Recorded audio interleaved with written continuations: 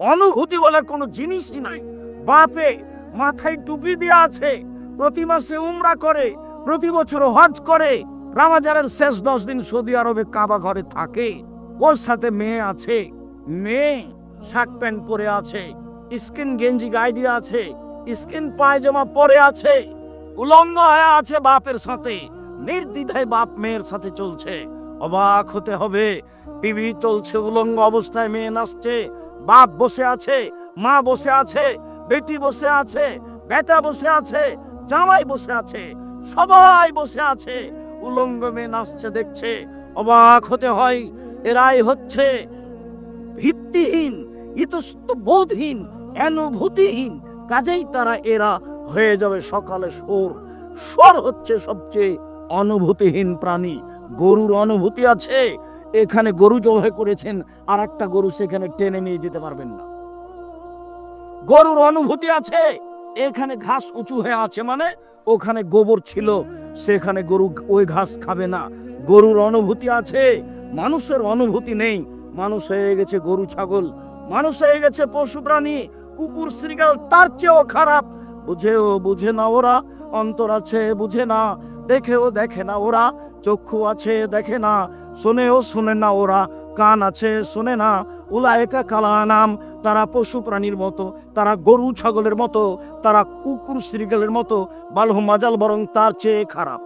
একসাথে বসে বাপ বেটি মা বোন ভাই দুলাভাই সবাই বসে আছে, আপনার কেমন মনে হয় এর কোনো হিতাহিত জ্ঞান আছে?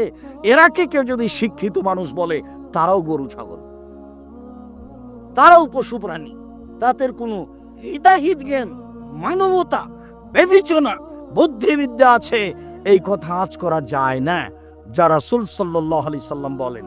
সম্মানিত দ্বীনী ভাই বোন, মুআয ইবনে জাবাল রাদিয়াল্লাহু তাআলা আনহু বলেন, আল্লাহর নবী বলেছেন যে ইসলাম শুরু হয়েছে নবী দিও দয়া দিয়ে, রাজত্ব শুরু হয়েছে নবী দিও দয়া দিয়ে, তারপর রাজত্ব শুরু হয় খলিফা দিয়েও দয়া দিয়ে, তারপর রাজত্ব শুরু হয় জোর যার মুল্লুক তার, তারপর রাজত্ব শুরু হয় যে যেমন শক্তি প্রয়োগ করে নেতা হতে পারে সেই নেতা হবে। তখন তাদের চরিত্র হবে 4টে। এক, ইস্তাহিলুল হেরা, তারা জেনাকে হালাল মনে করবে। অল ফরুজা, জেনাকে তারা বৈধ মনে করবে, তারা রেশমিকে বৈধ মনে করবে, মদকে বৈধ মনে করবে, দিনান দিন তাদের সাহায্য করা হবে, সমাজে তারা ক্ষমতাশীল হয়ে যাবে যারা এই সব পাপে লিপ্ত হবে। এ কথাই মুহাম্মদ সাল্লাল্লাহু আলাইহি সাল্লাম বলেন। আবু হুরায়রা রাদিয়াল্লাহু তাআলা আনহু বলেন, রাসূল সাল্লাল্লাহু আলাইহি সাল্লাম বলেছেন, পৃথিবী ধ্বংসের লক্ষণ, বিদ্যা উঠে যাবে, মূর্খতা বেড়ে যাবে, পুরুষ কমে যাবে, মহিলা বেশি হয়ে যাবে, জেনা বেশি হয়ে যাবে। একজন পুরুষের অধীনে ধাওয়া করবে 50 জন নারী। এটা ফাসাদুনা তাফাসাদাল হেমারে, গাধা যেমন গাধীর সাথে মিলে লজ্জা জানে না, ষাঁড় যেমন গাভীর সাথে মিলে লজ্জা বুঝে না, মানুষ তেমন খোলা মাঠে জেনা করবে, লজ্জা বুঝবে না। সম্মানিত দ্বীনী ভাই বোন, আমি আপনাকে আলোচনার শেষে এসে বলছি, এই চলো, এই থামো, আমরা তো রাজশাহী ফিরে যাব, তুমি কি অত দূর ফিরে যাওয়া? তো তুমি অত ব্যস্ত হয়ে গেলে কেন? আমি দোয়া পড়ি। আজকে তো আলোচনা জীবনে ব্যতিক্রম শুনলে প্রথম থেকেই, এগুলোর কিছু শুকরিয়া আদায় করো। কি শুনলে আর কিভাবে আলোচনা শেষই হলো না, চলে যেতে চাও? আমি তো তোমার চেয়ে অনেক দূরের পথ যাব, তারপরেও ফতোয়া বোর্ড আছে, তারপরেও পরে আর একটা প্রোগ্রাম আছে, তুমি এত ব্যস্ত হচ্ছ কেন?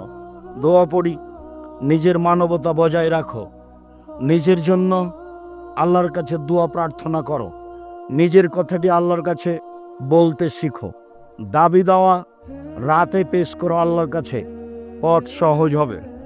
সুন্দর করে ওযু করে 2 রাকাত সালাত আদায় করে দাবি দেওয়া আল্লাহর কাছে পেশ করেন, তিনি দেওয়ার জন্য প্রতীক্ষমান রয়েছেন। কেউ আপনার উপকার করতে পারবে না। মানুষ সাধারণত মানুষের ক্ষতি করে, উপকার খুব কম করে। আর যদি দলে চলে যান, তাহলে আপনি যদি বিপদে পড়েন, তাহলে ও বলবে ঠিক হয়েছে, ঠিক হয়েছে, মর, ঠিক হয়েছে। যদি জেলে চলে যান তাহলে আরো খুশি হবে, গরু জবাই করবে। আমি নিজে চোখে গরু জবাই করতে দেখেছি। একজন যখন বিপদে পড়েছে তখন আর একজন ওই বিপদকে খুশি মানাতে গিয়ে গরু জবাই করেছে। এটা আমার চোখের সামনের ঘটনা।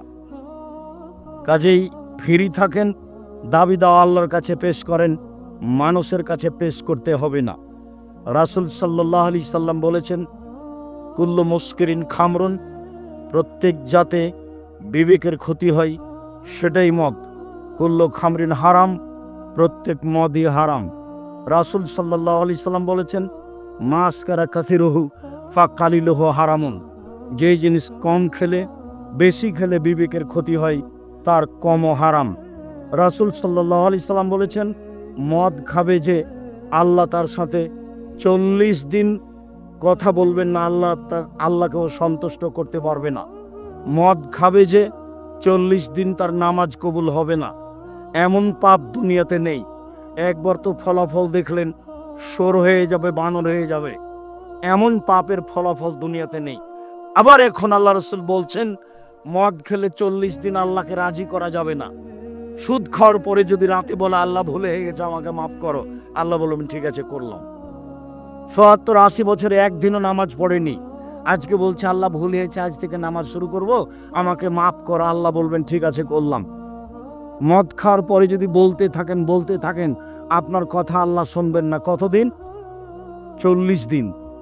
আবার ওই হাদিসের পরের অংশে এসেছে, যদি মরে যাই তাহলে কাফের হয়ে মারা যাবে, আর যদি তোবা করে তাহলে তোবা কবুল করা হবে।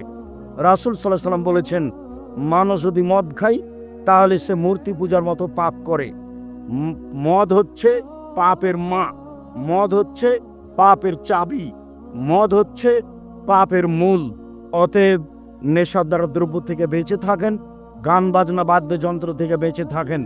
শেষের দিকে, এই ছেলে, শেষের দিকে